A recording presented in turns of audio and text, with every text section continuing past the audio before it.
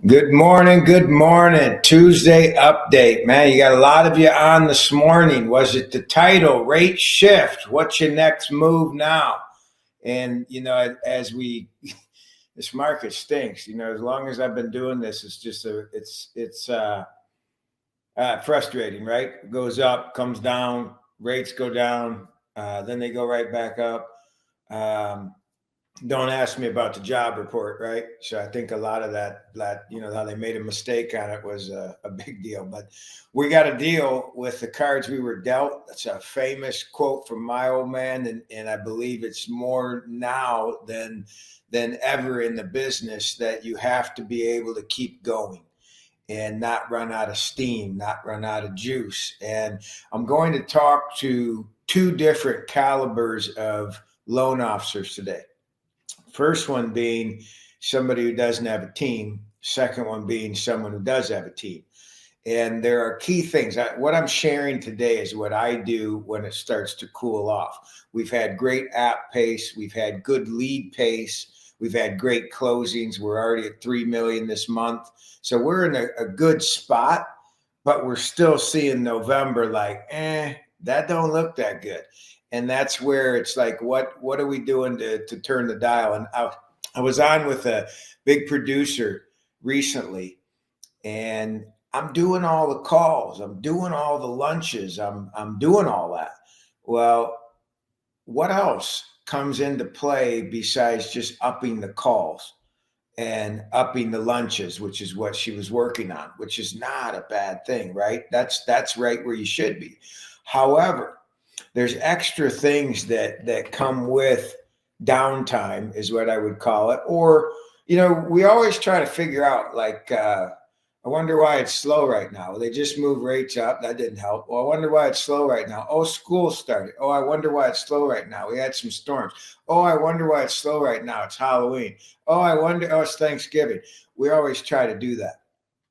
Those times are going to come throughout the year, including now, no matter what. Let's just deal with that. Where do you go? What's the game plan? What action items do you take? Does your team take? I'm going to show you what we work on over the next couple weeks. This will be our game plan. I'm going to pop on here. This was the what move you making, right? But this is where I want to start. So we're going to stay on this screen for a minute, and I'm going to start in the middle with agreement that we need to get new, notice the word there, new partners. Next 2-week goal, new referral partner goal. Next 2 weeks. And these are not existing. Yesterday, we followed up. Jacob did. I did not. Jacob followed up with this listing agent.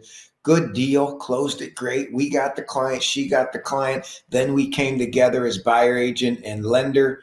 And it went great. 3-way calls, showing her on the screen with him. Closed out wonderful, on time. He even went out of town for a week. You know the deal, right? Well, we pursued her for an appointment, and she went out of town. Forgot. Then we pursued her, Jacob did again, and we got that meeting. She came in, we had a meeting. And the ones sometimes that I want to say you can't really judge it, not sure how it went. This was one of those meetings where it was like, man, was that awkward or did it go good? Was it awkward or did it go good? Was she into it? She said she was. How'd this go? Anyway, later that day, hey, Brad. And she's got a $400,000 purchase. And of course, the first email on the online application, she went on and applied, didn't even call us. But her note said, I was referred by so-and-so, and I'm checking lenders. I want to decide by Wednesday. Immediate. I'm on the phone. Hey, how do you know her? She's great. And she didn't have a lot of good stuff to say. So my triangle of trust, mediocre. But when you get into, have you bought a house before? Is this first time? And she said, first time. Man, there's a place I can play better at in my Mortgage Planner University. I could send her that, which we did. Mortgage Coach explanation with video, which we did. Pre-approval within an hour. We did it. We're hitting it. We made a group text last night, put a picture of the home as the saved icon and connected the buyer the realtor, Jacob and I. So I got 4 of us on it. Why'd I do that? Tie that in a little more. Tie that in a little bit more. So normally, do I do it? No, that one I felt I needed to, and I thought it was a great idea. And this may be a good text chain where I can follow up on her later as she's making a decision on lenders that her real estate agent referred to me. I bet the other guy don't have one going. I bet he hadn't hit the approval yet. You follow me. So for the next 2 weeks, this happened overnight, right? One deal in, if I wouldn't have met with her, we wouldn't have met with her. He wouldn't have followed up. We wouldn't have been distracted by the first call we didn't get. We wouldn't have had that meeting. So great pursuit on that meeting. And I think there's probably more. That's why I've got next 2 week new referral partner goal. How many are you going after? And if it's slow, we need to be full-time, full gear in new partner meetings. So while I was on the line with the big producer and she's I'm doing lunches, I'm making calls. Are we going after existing? Or are we going after new? I'm not telling you to ignore the existing. I'm saying when the market slows down, you got to build the base. And that means rally the troops in every fashion of your business. When I started this presentation, I was thinking before, during, after. Yeah, you got to get after all that. But these were the pinpoints that I found stirring the pot. So look at 2 weeks. I want to find new partner meetings. I need to have 10 booked. Like, we're not swamped. Closings are going down. We're getting them done. We're in line. Things are moving smooth. We don't have any big time suckers on files right now. We're in a good spot. Let's carry that momentum. How many new partners in 2 weeks? She walked in the office. She says, wow, what a beautiful office. A lot of it's how you walk in. There was a candle lit. There was music playing. There were slides on the screen. There was a welcome. There was a offer for coffee. We want to make sure that we present properly. Now, that doesn't just go in the office. While I'm blessed to have that, it also goes online.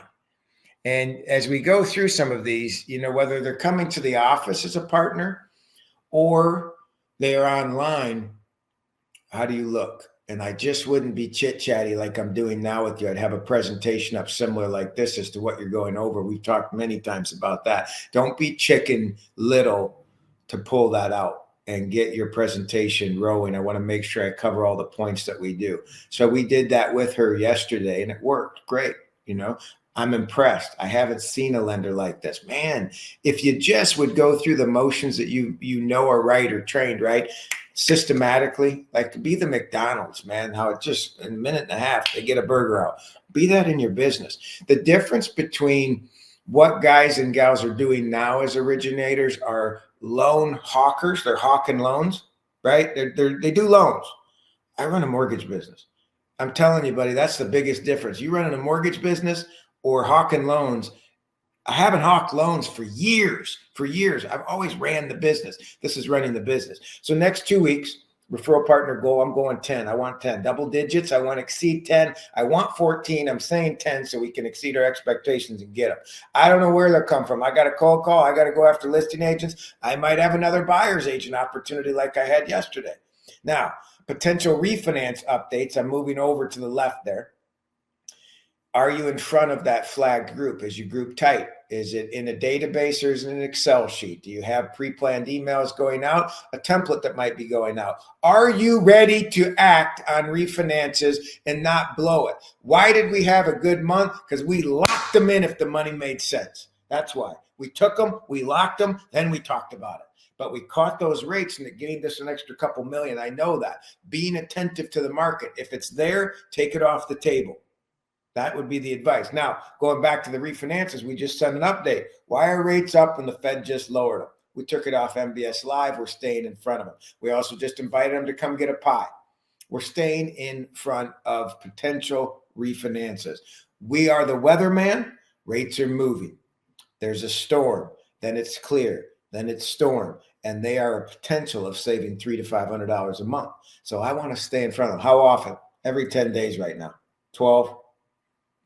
Are you prepared? What are you sending, right? This is what you're doing right now. You're preparing that content to stay in front of them or making it look better and updating it so you can what? When it gets busy, move swiftly. That's what we're looking for. I want to be able to go pop, pop when it goes busy so I'm not dinking with all this extra stuff or tweaks that we need to do. Pre-approval and expired updates. Do you have that group? Are you in front of them? That isn't much different than potential refis, except you're the weatherman on the purchase. They're going on vacation. It's a good flight. The potential refinances, right? Think of them as going home from vacation. Not that exciting, but I know I need to do it. Well, pre-approvals and expireds who might have been there. If you don't have a long list of expireds, you're missing that boat. People change their mind. They get more active. You got to stay in front of them. You got to talk to the realtor, and I'll get to that in a minute as well. But pre-approvals and updates, these are not things you don't know. These are things that we outlined in our planning, right? Let's continue to the left. Review processes and improve. Right now, we're eliminating. We were adding into HomeBot. We made that more efficient to be able to come right out of Encompass, getting that done. So now I don't have that data entry. Save Sarah some time. What else are we doing? Presentation on the journey. We worked on that really hard and got that out to a bunch of clients, and now we're using it in our client presentation when we meet new clients. But we just tweaked it, made the button bigger, wanted to make sure that we go over it as we're doing it. So we've worked on processes. We also are working on removing some things. A good time to look at some expenses in your process that you can avoid. Where are you spending dumb money that should go somewhere better? And I'm not saying do a total biopsy, but I am reviewing processes and I'm improving our efficiency. Couple areas. Just look at your business. I looked a couple weeks ago and I didn't like the way the client gift was going out. It felt a little sloppy and piecey. So I don't know if PC is a word, but like different pieces going out. So we consolidated it. We give a book that my dad wrote. I put a note in it. Congratulations. You could give any book, Rich Dad, Poor Dad, lots of them out there that you could encourage your clients with finances and buying homes and things. We put a nice note, welcome to the family in it. We got 3 gift cards. Some of them we send if they're local because they're mortgage planner favorites. Maybe you don't have a favorite local list of businesses that you work that you could put a page out or a flyer out or promote to all your real estate agents and clients as some of the best places in town and let them know you shared it, because now you're dipping other databases. So that's an improved process. Go over to the other side. You've got lead reports for the past 6 months. I'm going up here in the middle from the center. Lead reports past 6 months. If you have done them, do them again. Go back through them, fine tune it. Every time you have an opportunity to touch the realtor that refers you and trusts you with the business with opportunity of value, I would rather provide that than check in and say, how you doing? So let's recultivate. If they were doing good, they'd send you another one. So let's recultivate the leads that you have now. That's what I'm looking for.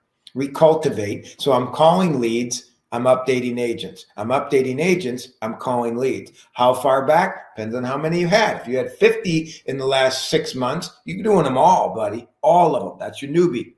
If you had 150 in the last 3 months, which is what we average, about 50 right now, leads coming in, we'll go back 90 days. And I think we have time to go back 6 months.